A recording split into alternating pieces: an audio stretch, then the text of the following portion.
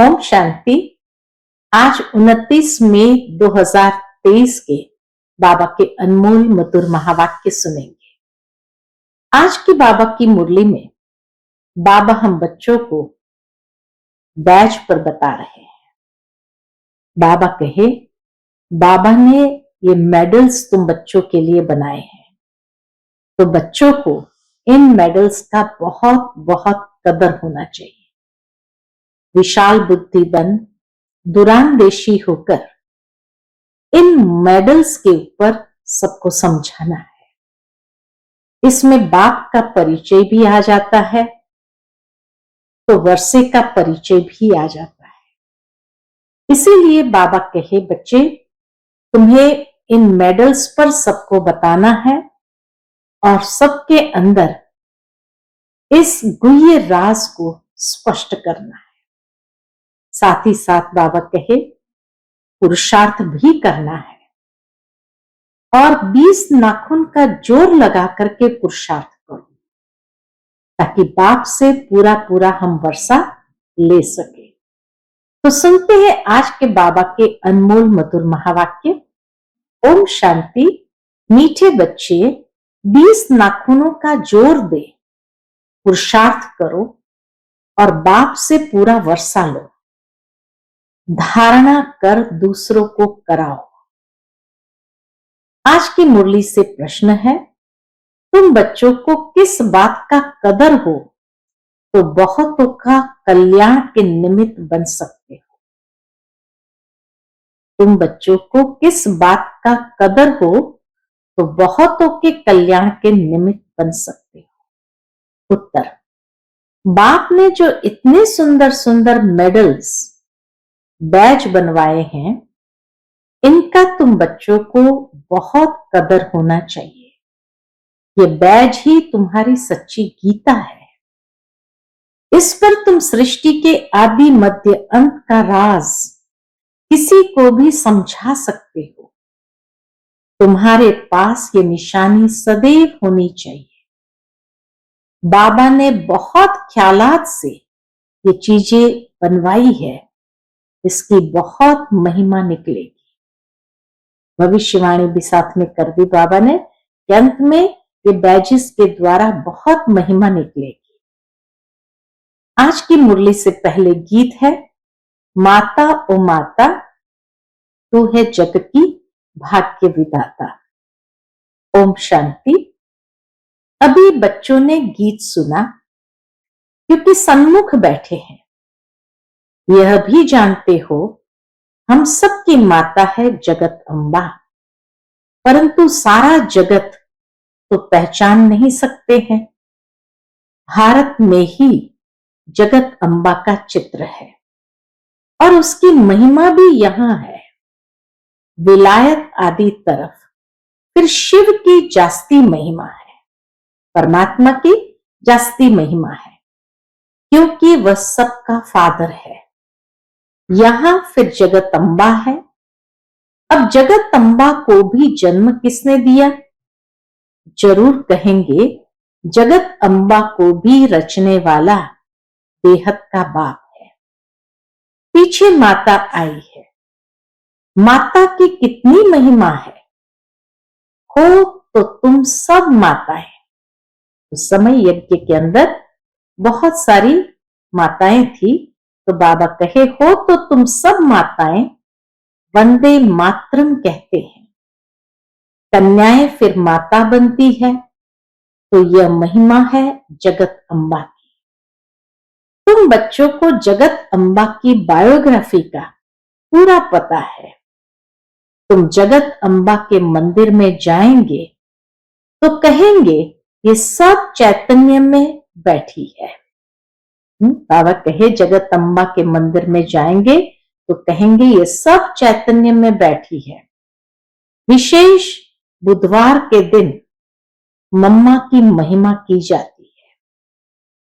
शिव बाबा का दिन है सोमवार, उसे सोमनाथ भी कहते हैं। सोमवार के दिन शिव पर लोटी भी चढ़ाते हैं। लोटी तो शिव पर रोज चढ़नी चाहिए। खास सोमवार को क्यों? बाबा पूछते हैं, लोटी तो शिव पर रोज चढ़नी चाहिए, खास सोमवार को क्यों? कोई कोई दिन मुकरूर है तो उसका भी तुम अर्थ समझते हो। रुद्र नाम, सोमनाथ नाम, श्रीनाथ नाम क्यों रखा है? तुम बच्चे जानते हो, बबूल के कांटे होते हैं, बबूल के कांटे होते हैं। कांटों को फूल बनाने वाला वह बाप ही है। अभी तुम अर्थ समझते हो। महिमा सारी भारत में ही है। यहां ही आते हैं, क्राइस्ट की कृष्ण के साथ भेंट करते हैं, क्राइस्ट का छोटा रूप बनाकर निकालते हैं, ताज भी उनको देते हैं, परंतु उनको ताज तो मिला नहीं है। हर एक अपने धर्म की बड़ाई करते हैं। हिंदू धर्म वाले ही अपने धर्म की बड़ाई नहीं करते हैं। धर्म में ताकत है। अभी हम बाबा से कितनी शक्ति लेते हैं। इस गीत में मम्मा की महिमा है, लेकिन बाप न होता तो शिव शक्तियां कैसे होती? वंदे मातरम के लायक कहां बनती? भगवान कहते हैं वंदे मातरम। सन्यासियों का निवृत्ति मार्ग भी ड्रामा में नूंदा हुआ है। बाप आकर समझाते हैं, बरोबर यह भी अच्छा धर्म है। सन्यासियों ने भी थमाया, उनका भी अच्छा धर्म है। धर्म सब पहले अच्छे होते हैं। जो भी नई आत्माएं आती है वह अच्छी होती है, अपना प्रभाव निकालती है। जैसे अरविंद घोष आया तो उनकी कितनी महिमा निकली। उन द्वारा छोटा मठ स्थापन हुआ। बाबा ने समझाया है कि नई आत्माएं आती है, आकर अपना मठ पंथ स्थापन करती है। जैसे आर्य समाजी है। अब दयानंद को कितना समय हुआ, पिछाड़ी की छोटी छोटी टालियां है। जैसे चिदाकाशी है, बहुत बहुत करके 100 वर्ष हुआ होगा। कितना चल गया है। उस समय काफी उसका नाम होगा। तो बाबा कहे कितना चल गया है। महिमा कितनी है, क्योंकि हिंदू धर्म वाले अपने धर्म को न जानने के कारण और धर्मों में घुस जाते हैं। अब तुम जान गए हो, बना बनाया ड्रामा है जो फिर रिपीट होता है। कैसे कैसे धर्म स्थापन होते हैं। आखिरी सृष्टि को पुराना जरूर बनना है। बाप कहते हैं नया बनाने वाला सिर्फ मैं हूं। इस समय सब जड़ जड़ीभूत अवस्था में है। भक्ति मार्ग का अब अंत होता है, ज्ञान का है आदि। सतयुग में यह ज्ञान नहीं चलता है। ज्ञान एक ही बार बाबा देते हैं, फिर 21 जन्म ज्ञान की दरकार नहीं रहती। बाप से वर्षा मिल जाता है, फिर सतयुग त्रेता में पढ़ाई होती नहीं। अविनाशी बाप द्वारा अविनाशी पढ़ाई होती है। 21 जन्म फिर उनका फल मिलता है। मनुष्य जो पढ़ते हैं वह एक जन्म के अल्पकाल सुख के लिए, फिर पढ़ना नहीं होता है। हरेक अपने सुख की प्रारब्ध बनाते हैं। लौकिक संबंध में तो सिर्फ बाप और दादे से ही बच्चों को वर्षा मिलता है। यहां बाबा कहते हैं मेल फीमेल दोनों ही मेरे से वर्षा ले सकते हैं, अपने पुरुषार्थ अनुसार। नंबरवार तो है ना।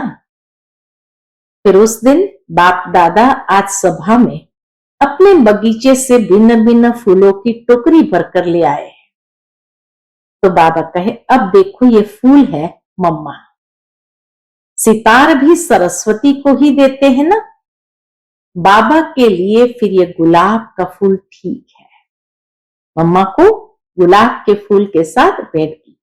तुम भी हर एक अपने को समझ सकते हो कि हम कितनी सुगंध वाले हैं। बागवान है शिव बाबा, हम उनके माली ठहरे। बागवान एक ही बाबा है, तुम जानते हो हमको बाबा फूल बना रहे हैं।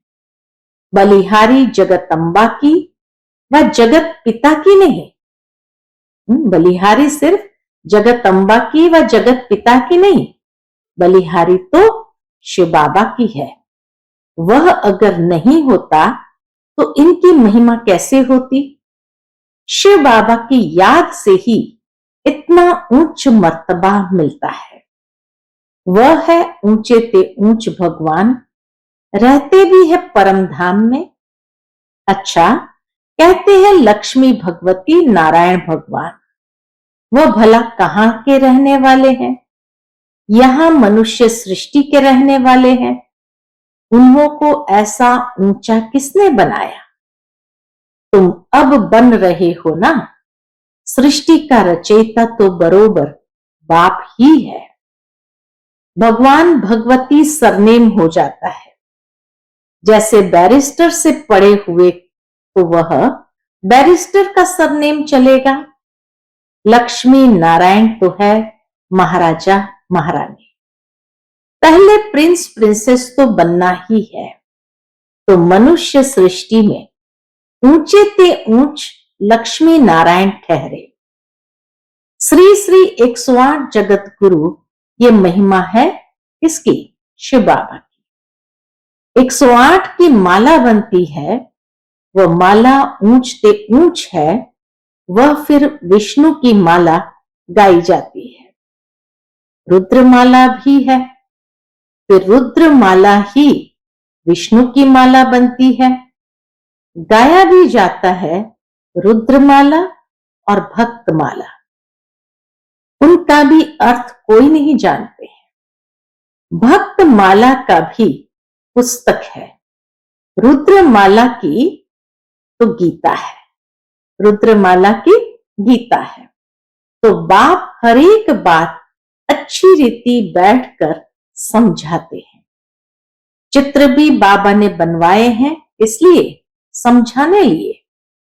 बाबा ने लॉकेट यानी बैज भी बनवाए हैं। एक तरफ त्रिमूर्ति, दूसरे तरफ श्री कृष्ण। ये चित्र तो बहुत अच्छा है, इन पर तुम बहुत सर्विस कर सकते हो। गवर्नमेंट से इनाम मिलता है। बाबा ने तुम्हारे लिए मेहनत कर लॉकेट यानी बैज बनाया है। दुनिया में गवर्नमेंट से इनाम बैज के रूप में मिलता है, यहां तो साक्षात भगवान ने हमारे लिए ये बैज बनवाया है। फर्स्ट क्लास चीज है। लॉकेट दिखाकर बोलो, आओ हम सारे सृष्टि का राज इससे आपको बतावे।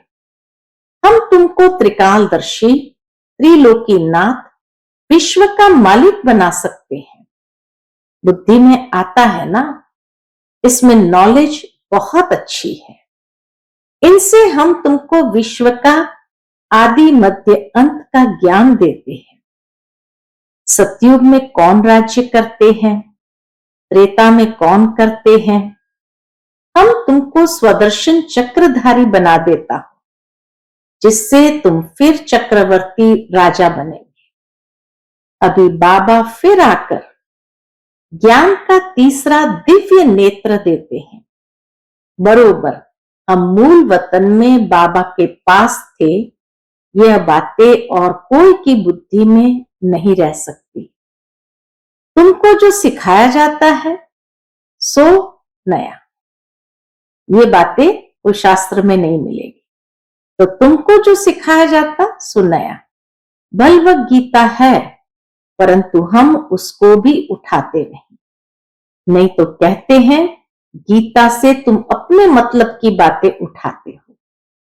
बाबा जानते हैं, क्या जानते हैं, कोई कोई बच्चे अच्छे सर्विसेबल है। सेना में तो बहुत है ना, पांडव सेना में भी यह है।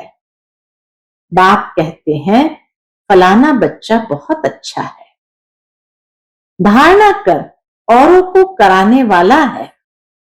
20 नाखूनों का जोर देकर भी बाप से वर्षा लेना है, नहीं तो बहुत पछताएंगे।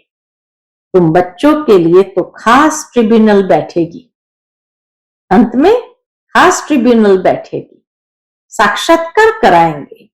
देखो तुमको कितना समझाते थे, भक्ति मार्ग में जन्म जन्मांतर गाते आए हो। तुम पर बलिहार जाऊं, तुम पर बलिहार जाऊं, तुमको ही याद करेंगे। उनका भी अर्थ तुम अब समझते हो। ऐसे भी कहते थे कि सब कुछ ईश्वर ही देता है, फिर ईश्वर बच्चा देकर लेता है तो ईश्वर को गाली देने लग जाते हैं। तुम ऐसे हो, यह हो कह देते हैं।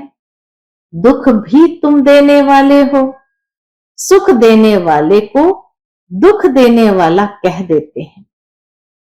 तो बेहद का बाप समझाते हैं, क्या समझाते हैं कि तुम कितने बेसमझ बन गए हो। बाबा कितना अच्छी रीति समझाते हैं।